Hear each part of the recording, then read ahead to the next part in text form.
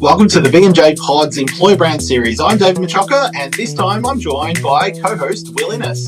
Together, we'll dive into the strategies and stories emerging from Brisbane, with lessons that help you build credibility, scale impact, and deliver results. Well, welcome to VMJPod series, where we are unpacking employer brand. I'm David Macciocca. I'm Will Innes. Nice to meet you. And we're joined by Kelly Murphy. Hey, Kelly, how are you? Hi, I'm very well, thank you. I'm so excited about this episode. This is going to be a good one. But before we jump into it, we're going to be talking about content, all things content, and how to attract talent through content. But before we jump into it, I'd love to know a little bit more about you, Kelly. Can you tell us a little bit about your story? Absolutely. So, as you can probably tell throughout the time that we're talking today, I am from the UK. I started my career within the talent space probably, I'm going to say 15 years ago. I think I may have been saying 15 years for quite some time. No. Well, I've been in there for 15 years too then. So I'm not 100% sure.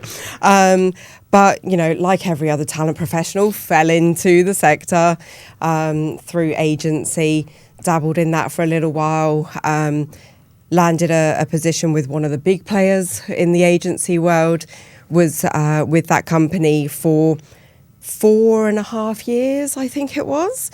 Had some really great training and an opportunity arose to transfer to Australia. And who would say no to that? I travelled out here in my 20s and I was like, got to go back at some point. So, transferred out here with them, spent another 4 years, did a lot of high volume recruitment. I've recruited for a number of different positions, corporate, blue collar, white collar. One of my big clients was government and not-for-profit. Yep. And that's kind of where I fell into more of a candidate management, nurturing the client. They already had the contract in place. So I was just their go-to person.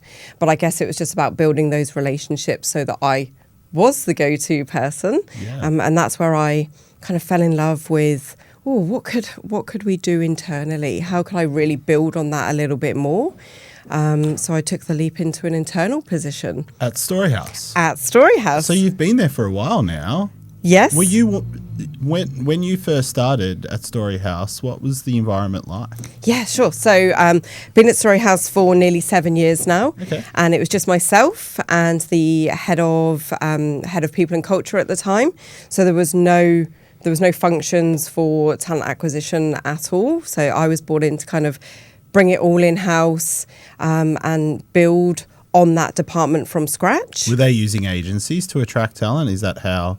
Okay. They absolutely were. So dispersed workforce, at the time I think we had 20 services across Queensland, New South Wales and Victoria. The service managers were managing the recruitment majority themselves. So it would really just be the people and culture function that would issue the contracts, and the hiring managers would do all the advertising, shortlisting, interviewing. So that meant, that at the end of the day, their job isn't recruitment. It's about running the services and inspiring the educators on the ground and providing those learning outcomes for the children. So it wasn't really their area of expertise. Hence, I was brought in to manage that. And the agency spend was pretty high at the time, and we worked really hard to basically bring that down to almost a zero. So Well, that's awesome. That's really good. And why don't we touch on that for a little bit? What was the most impactful sort of strategic initiative that you introduced to combat a reduction in agency spend? Yeah. So, wow, there's been a lot. Yeah, I know. Yeah. I think in the early days, it really was just about drawing on my experience around building those relationships. So I had to build the relationships with the managers, really understand their services, understand their educators and their community. Different regions, right? Yeah. So very, very different communities. Gotcha. Anything from the CBD to regional Victoria. So very, very dispersed, very culturally different. I'm sure you can imagine, a service on the Gold Coast in comparison to a service in Epping, for example, in Victoria. Very, very different. Yeah. So I guess, it was just about building those relationships initially. And then I just started really small. I pulled together a spreadsheet for them of all of their casuals. I started to get them talking to each other a little bit more. Let's share the casuals that you've got available. This service over here might have some casuals that haven't been rostered for a few weeks, but actually they live really close to, the service down the road that we have. So you were talent pooling. I was talent pooling. Yeah, absolutely. Yeah. Recruiter at heart. Yeah. I love that. I do love that. All the core skills. So when did becoming a recruiter, you sort of morphed into more sort of talent attraction, employer brand? When did that journey start to happen? Quite early on in the piece, I would say. I think, I took about 6 months to embed some processes, bringing it all back into in-house, into our support office. And then it was like, right, okay, what are we going to do now to attract the talent? We didn't have any employer brand out there. All of our marketing was really focused on the families and the enrollments coming through, the sales, exactly, coming through to the services. But there was nothing about, why Storyhouse? Why come and work for Storyhouse when I have all these other really big players out there in the market who can offer me X, Y, Z? So I think that was, for me, I was like, right, why Storyhouse? And then that's where the journey began. Nice. And did you do that yourself, or did you go externally to get some assistance? So early on in the piece, it was definitely myself. Yep. It was, I guess I started off by looking at the job ads initially and just tailored those a little bit more. And then make them a bit more personal. Made them personal, absolutely. Spoke to the community that particular service was in. And I think that's the real piece for Storyhouse is we're a dispersed workforce. Very, very different. You have to tailor it to that community. Looked at the job ads and what I could do there. Used some language that was a little bit more inclusive as well. We now like to include the Aboriginal land that the service sits on. I try and use, those less generic words, more... So you're humanising the content. Yes, absolutely humanising the content. Yeah. So that's and that candidate-centric approach, I think. Yeah. Some of that, I think quite often recruiters are really good, people with a recruitment background, have a really good eye for a good proposition. There's a certain sales angle to it, but it's not about selling something that's not true, but it's about being very clear about what the proposition is for the region, location, or the job. So it seems that you start at the job description or the job ad and really tailor that. Absolutely. So that's a really interesting dynamic. And I think people from TA have a really good eye and ear for that as to what's going to appeal to candidates. Yep. I'm interested that it became more human for an organisation like Storyhouse. And I'm interested there, if we take a small step back, the link between your EVP and your customer proposition. How's that relationship with marketing, the relationship with that brand? Is there any tension in there, or how did you navigate that world? So there were many conversations around the EVP and the employer brand and who should be responsible for that. This might be a naive question, but why? Why is that? Well, that was my question too. Why? Why is this conversation happening? Where was the tension from? Probably the marketing side of things, I guess. It wasn't so much tension. It was more that the business thus far had been so focused on that marketing for the families and the children. And then I've come into the business and said, hey, we now need to look at how we're attracting and retaining the talent that are responsible for nurturing the children. And, you know, the marketing team had done such a great job in their space. But for me to then come in and say, well, actually, you don't know what our educators want. This isn't your area of expertise. It is my area of expertise. And I'm coming in as this new person that I have no credibility. You know, they don't know who I am. They don't know how, you know, my background, my knowledge. So I guess, again, that relationship building piece, it was really about me building that relationship with the marketing function and building that credibility, doing what I say I was going to do. I think that trust. Yeah, that building that trust. And then just doing little pieces at a time. So it was, you know, I said, okay, let's work on some content together. As the marketing department, you know, I'm not a graphic designer. I'm not an expert in that piece. So how about you build me some templates that you're comfortable for me to put out there publicly, but the actual content that goes in those templates, that's my forte. I'll do that, but I will work closely with you. I'll show you what I'm doing to make sure that you're happy with what's being presented out there.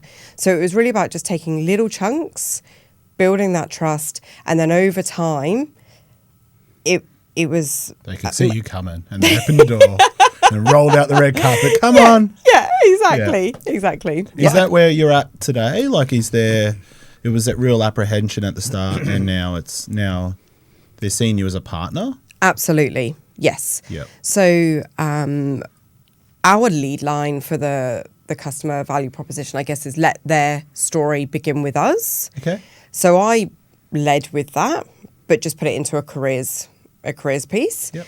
And then that then developed over time. And then, you know, we started to put in some puzzle pieces into our imagery. And then the puzzle pieces, I was like, okay, great, let's expand on this a little bit further.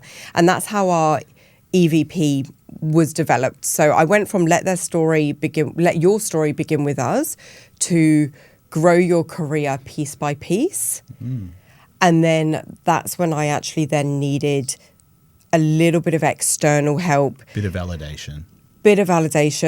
And the grow your career piece by piece was great, but actually it was just a pillar. That shouldn't be our lead line. So our lead line is where the pieces fit together.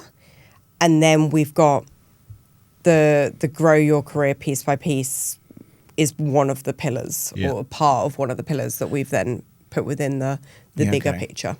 So much good advice there. Building trust with the marketing manager. Yeah, that's why I think there's always a classic question of who owns the employer brand. And I over the years you see it. I think it varies company by company. And in a way you would say it really doesn't matter, or it's about the context of the business, the organization. And ultimately it's about a great relationship, having clear boundaries, clear expectations, all of those things that come from having a great relationship. And you just work through that, right? It is helpful to have a relationship with marketing because typically that's where the money usually sits, where you can get things approved. And they've got resources as well. Yes. Where you've got access. So there's certainly a benefit to doing that. Yeah. But ultimately they're only doing their job, which is they're trying to shape the organisation. And there's a lot of so sympathetic known brand. Well, I try to just see want to both sell. sides. I don't like the enemy thing, the friction thing. But you're right. You know, there's a known value of that brand, which is harder to calibrate for employer perspective. But they've got a known value of that. They know how many customers it brings in. They know that investment in campaigns has certain results. So they've done a lot of those hard yards. And I think there's a lot of learning that can be done from that, applying those principles. But I think that dynamic of the relationship is really key to understand then what you've gone on to do, the permission and freedom you've had to explore, experiment, and bring out the employment-specific messages within the parameters of a brand. Because there's a big win-win between employer brand and customer propositions and organizational brand. There's a kind of 1 + 1 = 3 if it's done well and in the right context. Do you think you're getting to that kind of space where the employment stories are contributing to Storyhouse overall and how you're seen as an organisation? Because your employee stories are coming through, aren't they? Absolutely. And, yeah, you're right. Just working together with marketing, they're now using some of our content so that they can showcase, hey, these are the educators that are going to be nurturing and educating your children. So, we worked a lot on that storytelling piece and building up on that video content, and then they can take snippets of it for themselves. What a great moment when marketing is using the content that you're actually producing. And, that's a bit of a fist pump, isn't it? We talked about, I want to delve a little bit deeper in content and what's working, but just to set the scene with your business, because I'm assuming that it can be quite seasonal, knowing the rhythm and routine, maybe or maybe not. Do you have rhythm and routines when you're recruiting people throughout the year? To a degree, we do. I would say that from a recruitment perspective is really driven. Obviously, you have the turnover piece. You're recruiting to replace turnover. Yeah. But actually, a majority of our recruitment is due to growth within the business. So new centre has been recognised, they're opening, and then you're like, okay, I need to recruit for. Yes, yeah. So we grow through acquisitions. So we acquire existing services. We have new builds as well. So we do a couple of those per year. And then the other growth area is just the general occupancy. So, as you open a new service, for example, you might only have a handful of children start. And then as time goes on, your occupancy increases. And we're very driven by ratio, like legislation, compliance. So there'll be like one educator to 4 babies, for example. So depending on where those enrollments are coming into the service will depend on how many people we need to employ. So the busy periods, I think, from an occupancy perspective, you're probably looking from around about that March time through to November. Yep. And then it quietens down a little bit during that Christmas period, because obviously the older children, they start transitioning to school, and then you have that rotation piece.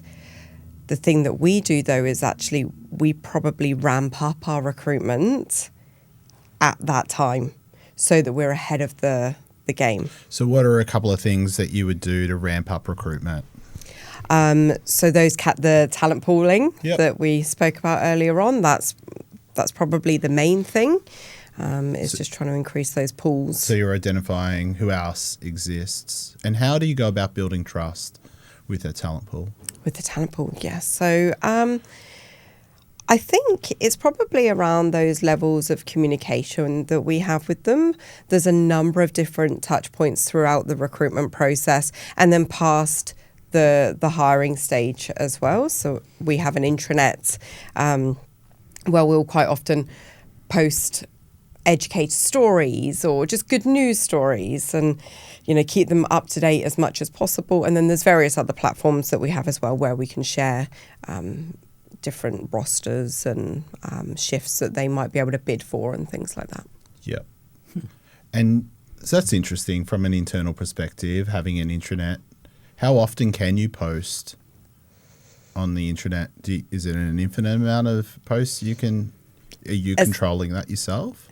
I do have a level of control. It sits within the people and culture function. So yeah, we can post as little and often as we like. It was actually one of the things that we brought in from it ticked a number of boxes. So, that communication piece. Yep. Again, apologies for repeating around our dispersed workforce. But how do you keep everybody connected? How do you update them? How do you really excite them about the culture of your business when all they can really see is what's going on in their service? And we want them to feel part of a bigger picture. We are absolutely not one of the big players. You are not a number in our organisation. We want you to have direct contact with the CEO of the business. So we've got a nice big tile on the intranet that says, share your story with the CEO. Lovely. So you can, and post as often or as little as you like. You can send recognition to each other, e-cards, all of that kind of thing. Yeah, that's really nice. And what sort of content are you putting on there to communicate messages? What do I put on there? So my role's probably a little bit bigger than recruitment, so to speak. I think it definitely is around attraction and retention and that employee experience. So I really like to share stories around internal promotions. Lovely. Low-hanging fruit, because it happens, doesn't it? Often. Yes, absolutely. And we are very focused on recruiting internally. Yeah. Always go there first before we put anything out external. And what sort of message is it? Is it just recognition that someone has been promoted, or is there a story behind how they got a promotion? What's your take on how you're communicating internally? A little bit of a mixture. So we'll do a blog post around these all of the internal promotions that we've had this month, and then we'll take that and just work through the list and reach out to them and do some videos, write longer blogs on the promotion and their particular story. So it's definitely a bit of a mixture. This episode is brought to you by Video My Job, introducing the fastest way to turn employee stories into multi-channel content. One video now instantly becomes branded blogs, quote cards, social posts, and more, all perfectly formatted for the channels you use to attract and engage talent. And the best part? Zero editing required. Record once, repurpose everywhere. Book your demo at videomyjob.com and experience the new era of employee content creation. That's really important, Will. Yeah, absolutely. I was thinking, because I think you said when you joined, it was 7 years ago, were you the sole recruiter? I was. Clearly, so your role has grown. How has the team involved in things like talent attraction changed over the last couple of years, and maybe how you think it will continue to evolve? Because if I'm right, you've got someone that specialises in social media to help attraction, is that right? Yes, I do. So what are some of those dynamics that you've sort of been through and you may go through in terms of team? Yeah, so capabilities. We've had such an amazing growth in the team. I still have a very small team because I think in the early stages it was about the efficiencies. I'm very big on things that can be automated. Let's automate it, but still keeping that human approach. So I've got a team of 3 talent acquisition partners and then a recruitment marketing specialist. So yes, I was... How lucky are you? I know. And honestly, my team are amazing. They are guns at what they do. Fantastic. I cannot speak highly enough of my team. Like, I feel like I need to really, really push and advocate for my team. Absolutely, recognition there. Amazing. So the talent acquisition team, the partners, they very intentionally called talent acquisition partners because that's exactly what they do with the managers. They each have a portfolio of services that they look after, and then they will tailor their approach depending on the needs of the service. But they will do talent sourcing. They will post on social media themselves. They will have regular check-ins with the managers even when they're not recruiting, just to build on that relationship and really deep dive into the needs of that particular service. And then the social media, the recruitment marketing specialist. I'm really interested in that role. Yeah. Because that's not something every team would have. So, can you tell us a bit more about that? Like, how did that come to pass? What do they do? Yes, because I couldn't do it all. Like, as I said at the start, I'm not a graphic designer. I'm not a marketing specialist. Is that how you sold it internally? Yes. I just can't do this. It's not my skill set. Someone that knows their I need onions. someone. Absolutely. Yeah, because we in order to grow and be efficient and get the quality of candidate that we needed to understand who our market was.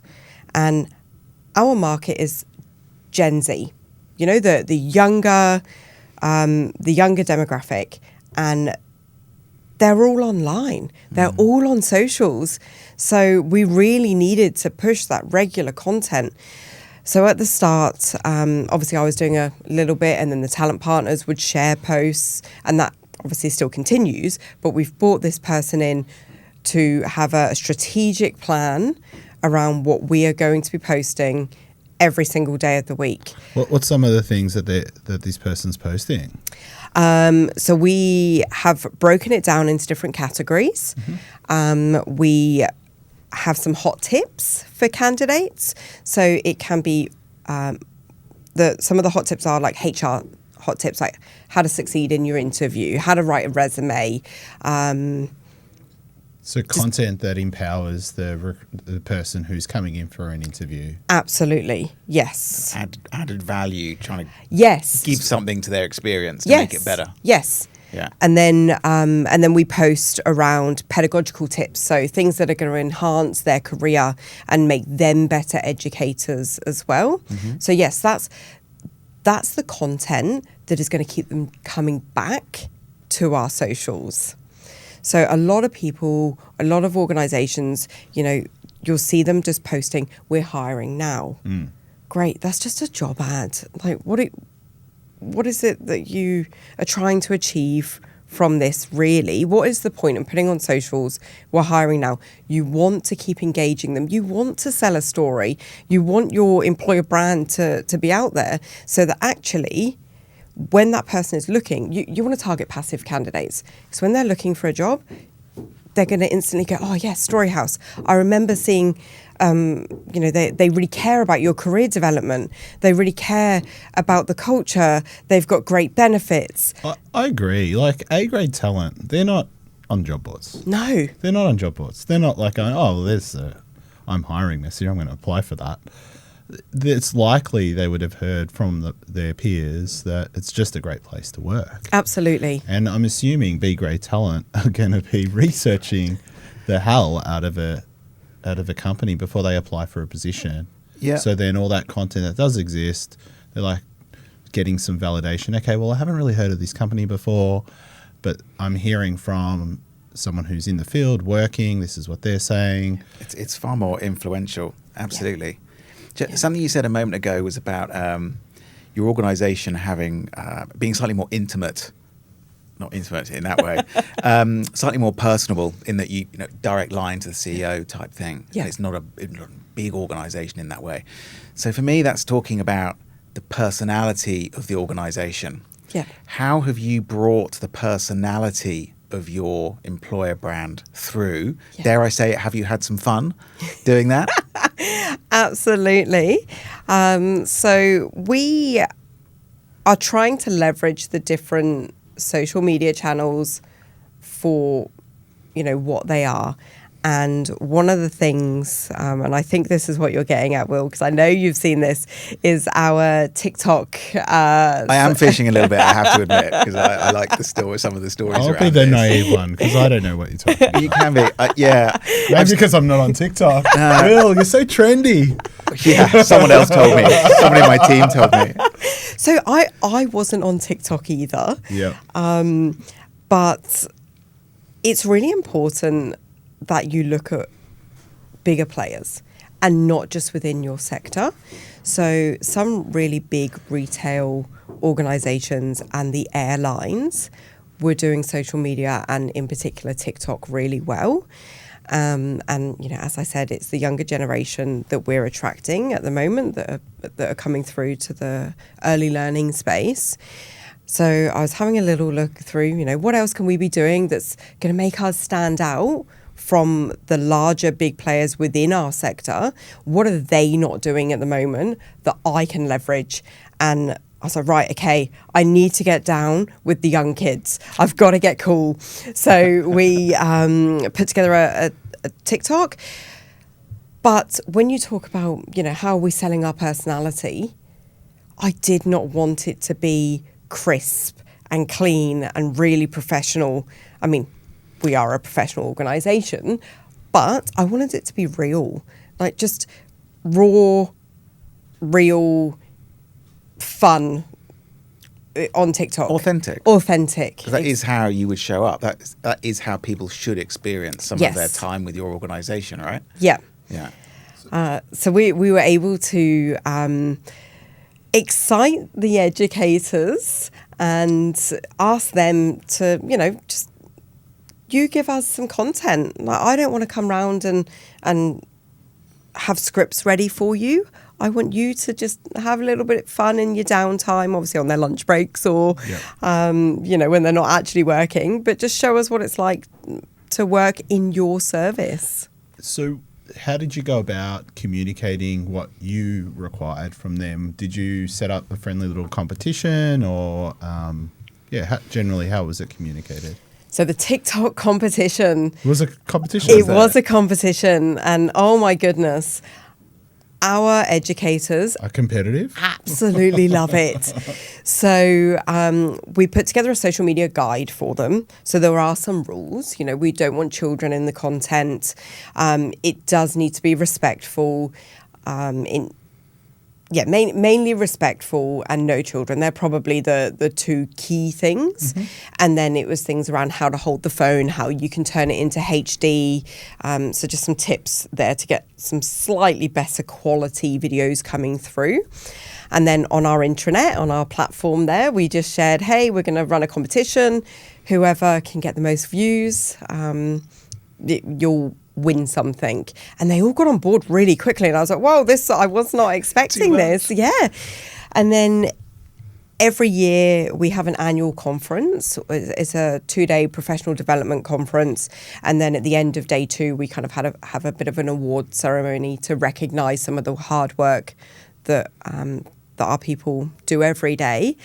And I decided to throw the TikTok in there. And I said, right, okay, well, whoever wins the competition gets so much money towards resources in your service. So you can go and buy all these resources for the children to support what you're doing with the learning. And then at the end of the night, we all record a TikTok together. So you've got like 300 people in a room and I'm up on stage going, right, everybody. Orchestrating. And we've got a WhatsApp group as well. So they have to send through their videos to the WhatsApp group and then we post them. Okay. So there is a level of reviewing just to make sure. That's important. It absolutely is important, especially within our sector. Okay, so that's how you get around. So your actual guidelines are sort of treating people like adults. Yep. But ultimately there is still a filter for control and that just de-risks so much. Yes. Yeah, absolutely. That's really, really neat. And I mean, we don't just want views and impressions, do we? Want action as a result. Yeah. And it's great that it sounds like you're leveraging socials to bring them to a destination. And what's the ultimate goal? Are you pointing this content anywhere? Yeah, so to start off with, it was just about that branding piece. Get our name out there, get people recognizing us, be consistent with what you're posting, really share the stories, share our culture, get our values out there. And that's really worked. And now it's about, okay, what are our CTAs? What do we want people to now be doing? How do we want them to be engaging in this content? And we have a platform that we feed back into so we can see exactly what's happening with this content. Yeah. We actually we share the marketing team's software for all of our posting, and that was quite intentional as well. At the start of the year, we sat down with the marketing team. We said, okay, what's your plan for the year? They have different themes every month.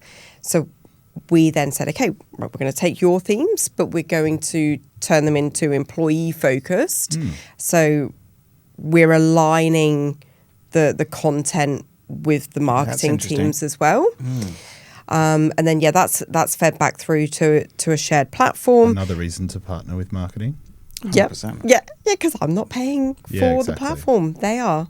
But it just gives them oversight onto what we're doing. Ultimately, you're showing like we said at the beginning, that total brand value, not just the employee piece. Yep. So you're aligning those into broader goals, which is always a thing with employer branding. If you can layer them up to organisation goals, so much more powerful. Yeah. So you're in a really sweet spot there, it sounds. You've engineered that in a way, really intentional, as you said. Yeah, we've got a great relationship, really good relationship.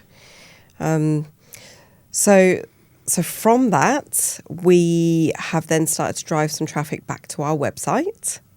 Boom. And as a result, what's happened there?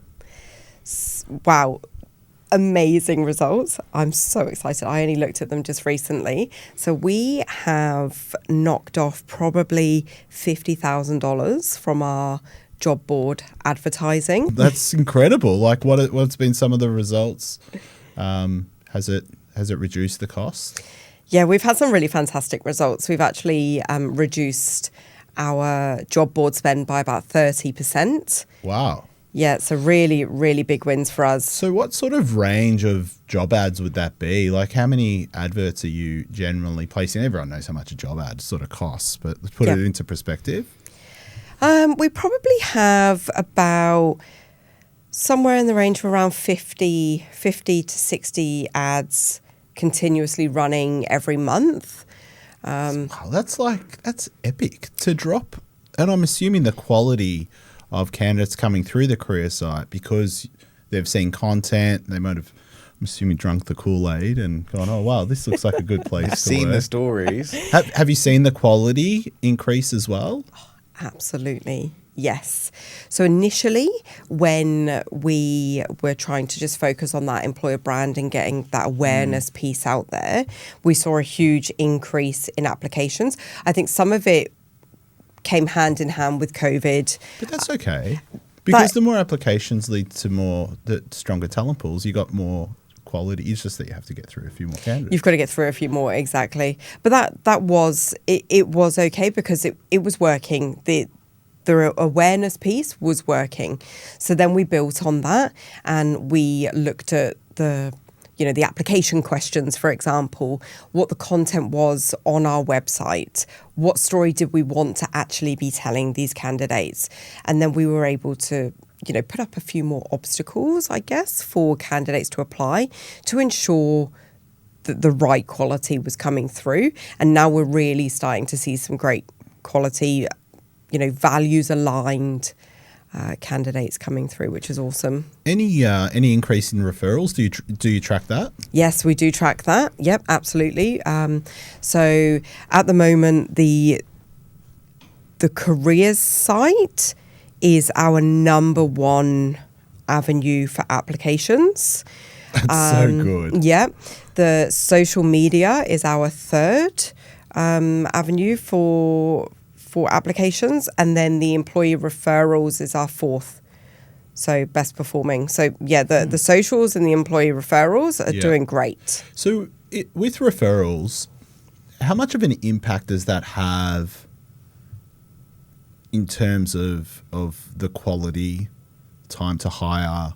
Like, what are some of the metrics that are different because you've hit that nerve of referrals? Well, I guess because somebody has referred them, they trust the person that's referring them. And the person that's referring them obviously wants to bring in people that are aligned with our business values and our mission, because ultimately it's their reputation on hand as well. So the quality from a referral piece is amazing. Like I haven't actually looked too closely at the retention piece. Yeah. But I know that our retention has definitely improved since we have put in place a number of our different strategies. Nice. Well, I think we've covered a lot, Will.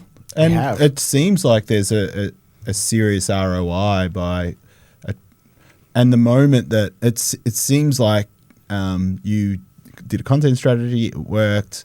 You got a social media person in who understood the science behind it. That was the next step.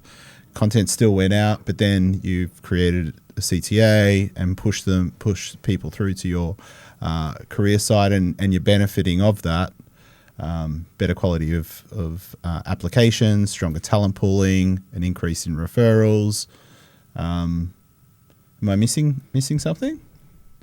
I don't know. What about, is there anything that's unexpected as a benefit?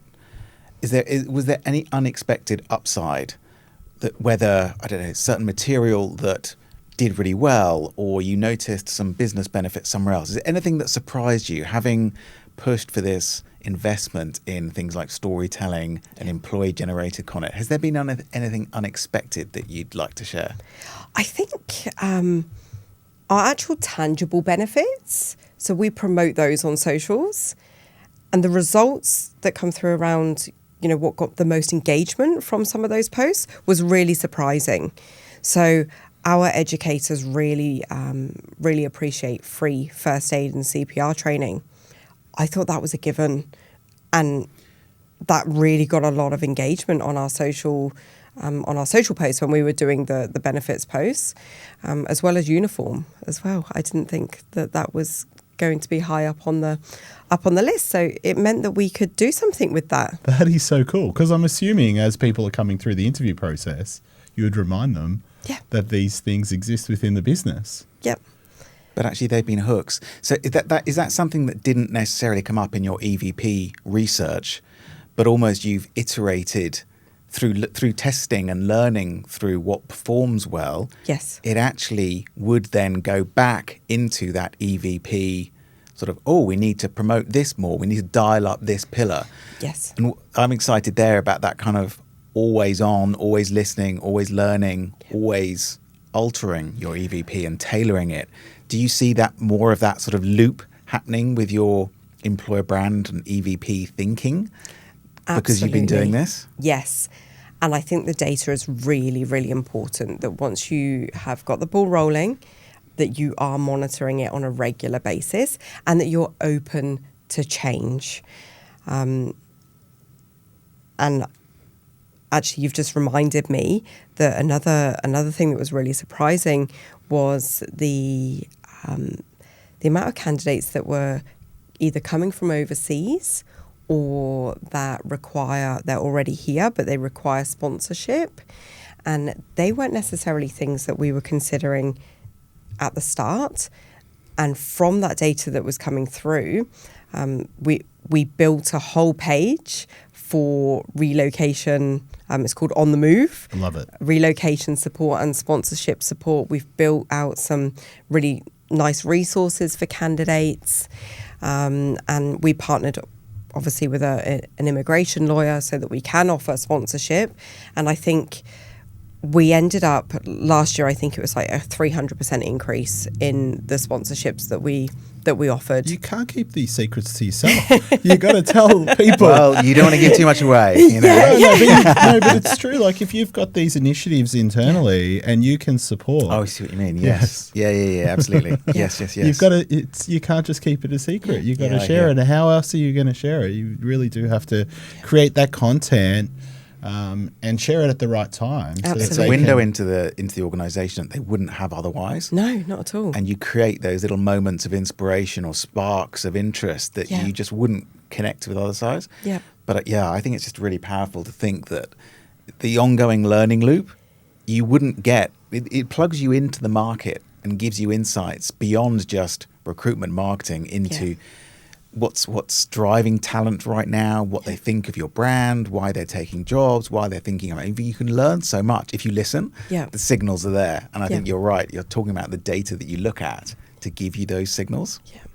And there's so many different social media platforms as well. It's not just TikTok. That's the fun piece for us. So it was only just after COVID that we decided to change up our values a little bit, and we added in the celebration value. And that's, again, where that kind of aligned with that celebration piece.